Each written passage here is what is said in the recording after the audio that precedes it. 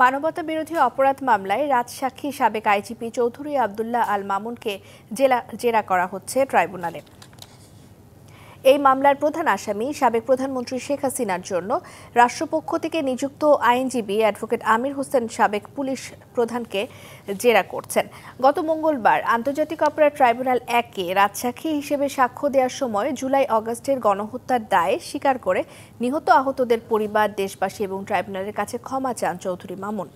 সাবেক প্রধানমন্ত্রী শেখ হাসিনা এবং স্বরাষ্ট্রমন্ত্রী আসাদুজ্জামান খান কামালের নির্দেশে মারণাস্ত্র ব্যবহার করে এই নৃশংস হত্যাযজ্ঞ ঘটেছে বলেও জবানবন্দিতে জানান তিনি।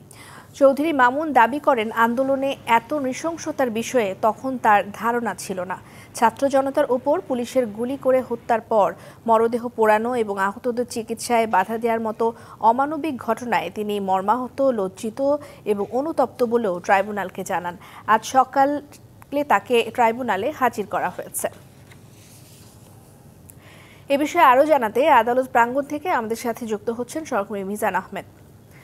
মিজান, আমাদেরকে জানাবেন আপনার হাতে কি তথ্য আছে? রিজানা, যেমনটি আপনি দর্শকদের জানাচ্ছিলেন, কিছুক্ষণ আগেই কিন্তু বহুল আলোচিত এই রাজসাক্ষীর জেরাটি শুরু করেছে রাষ্ট্র নিযুক্ত যে state defence council Amir Hossain, সেই আমির হোসেনের পক্ষ থেকে।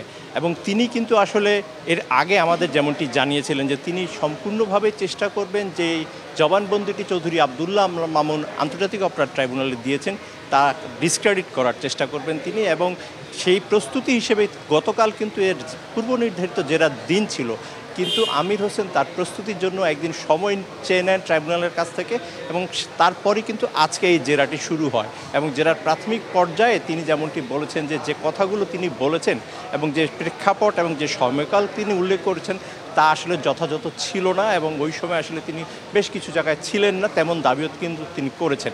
এর পাশাপাশি তিনি আরও জানতে চেয়েছেন যে আসলে ওই সময় উনি যে ইনিশিয়েটিভগুলো নেওয়ার কথা ছিল সেই ইনিশিয়েটিভগুলো উনি নেননি কেন, এবং সেই বিষয়ে কিন্তু সেই প্রশ্নোত্তর পর্ব কিন্তু চলছে। কিছুক্ষণ পর হয়তো আরও বিস্তারিত তথ্য আপনার মাধ্যমে জানাতে পারবো। আপনার মাধ্যমে দর্শকদের আরও জানাতে চাই, আজকে কিন্তু এই আলোচিত মামলার 12তম সাক্ষ্য গ্রহণের দিন এবং সেই 12তম সাক্ষ্য গ্রহণের দিনে 36তম যে সাক্ষী রাজসাক্ষী চৌধুরী আব্দুল্লাহ আল মামুন, যার জেরাটি চলছে।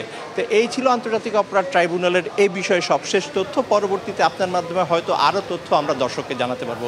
ফিরে যাচ্ছি স্টুডিওতে রিদাওনা আপনার কাছে। মিজান, ধন্যবাদ আপনাকে।